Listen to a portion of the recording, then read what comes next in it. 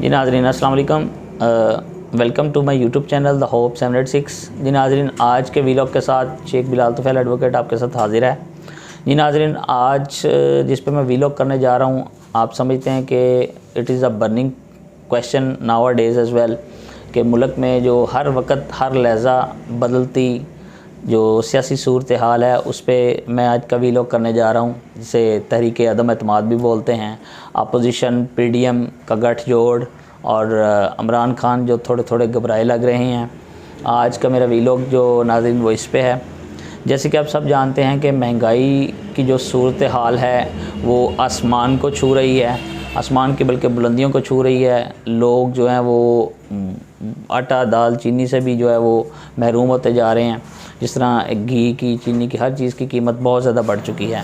और यहाँ पे वज़ीर आज़म का किसी से फ़ियर फील करके 12 रुपये 15 दिन पहले पेट्रोल बढ़ाकर और 10 रुपये कम कर देना, तो ये कोई बड़ी बात तो नहीं है कि जी ऐसे कर दिया आपने, आवाम को कोई रिलीफ़ नहीं दिया। दूसरी बात नाज़रीन, आज का जो लोगों के क्वेश्चंस भी हैं और उस पर जो वीलॉग भी है कि क्या PDM तहरीक अदम एतमाद लाने में कामयाब हो जाएगी और क्या उनकी नंबर गेम पूरी है और क्या इमरान खान साहब अपने आप को बचाने में कामयाब हो जाएंगे।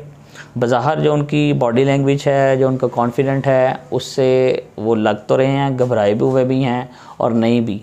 जो उनके वज़रा हज़रात हैं वो तो उनको यही कह रहे हैं कि जो भी होगा देखा जाएगा, हम आपके साथ हैं।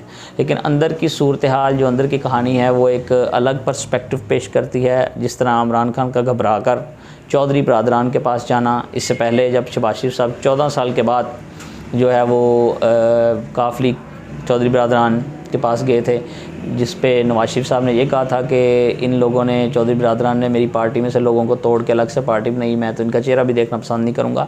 तो उसके बावजूद जो है अपने मफादात की खातर जो है इनको जाना पड़ गया। दूसरी तरफ बिलावल भुट्टो ज़रदारी साहब जो काफ़िला लेकर निकले हुए हैं इस्लामाबाद की तरफ, लॉन्ग मार्च जो कर रहे हैं, और क्या उनका लॉन्ग मार्च कामयाब होगा। जिस तरह वो डेड डेज़ देते जा रहे हैं, जिस तरह मौलाना फजल रहमान ने कहा कि 72 घंटे हैं, ये हैं वो हैं। इस तरह हमें याद होगा 2018 में, उससे पहले जो है वो इमरान खान साहब भी बहुत ज़्यादा जो है वो डेडलाइन देते होते थे, जिससे कुछ नहीं हुआ। इस तरह हुकूमतें नहीं जाती। तहरीक अदम एतमाद चूँकि एक कॉन्स्टिट्यूशनल वे है, उससे अगर इनकी नंबर गेम पूरी होती है तो वो एक अलग मसला है। अब इरोनिकल जो बात है वो मैं आपसे ये शेयर साथ करना जा रहा हूँ कि जो पूरे मुल्क को तबाह करके सिंध को बचाने निकली हुई है PTI, और सिंध का बेड़ागर्क करके और मुल्क को बचाने निकली हुई है पाकिस्तान पीपल्स पार्टी। तो ये अजीब ही सूरत हाल है। आप सब देख रहे हैं कि आने वाले दिन जो हैं 3, 4, 5 दिन वो बहुत ज़्यादा इंपॉर्टेंट हैं। दूसरी तरफ जिस तरह के हम सब जानते हैं कि रशिया का यूक्रेन पे जो हमला है और नेटो पावर्स जो हैं वो क्या कर रही हैं, और ऑब्वियसली उसका पूरी दुनिया पे बहुत ज़्यादा इफ़ेक्ट हो रहा है, वो एक अलग सूरत हाल है। तो इमरान खान साहब जो है वो जब उनका दिल करता है वो ख़िताब करते हैं, ख़िताब करके डिफरेंट जो उनके मुंह में आता है वो बोल के चले जाते हैं। उनको नहीं पता चलता बाद में इसका इफ़ेक्ट क्या होगा। एनीवे, हमारा तो आज का जो वीलॉग है वो है कि अदम एतमाद ला पाएंगे।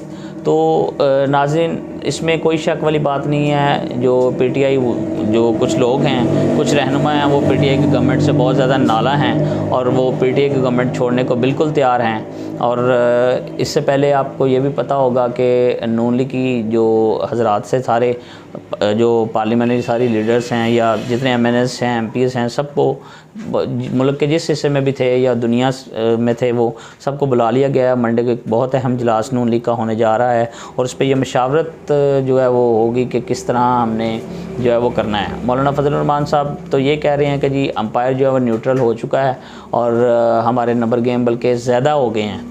तो अब देखते हैं कि किस तरह होगा। जो मुझे सूरत हाल नज़र आ रही है जो बज़ाहिर, उससे तो बिल्कुल भी जो है गवर्नमेंट जाती नज़र नहीं आ रही।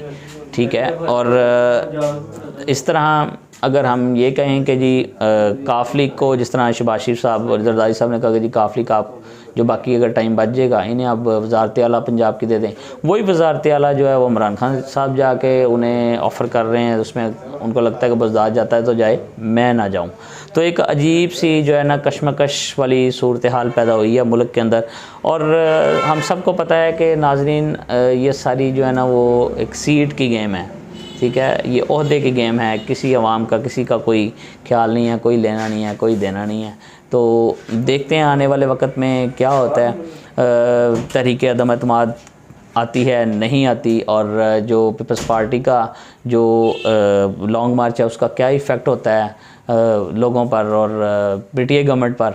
तो वो इधर आगे कर रहे हैं, ये पीटीआई वाले सिंध में चले गए हैं, उधर जाके जो है लॉन्ग मार्च रैली निकाल रहे हैं एक दूसरे के अगेंस्ट। तो अजीब सा माहौल पूरे मुल्क के अंदर बना हुआ है।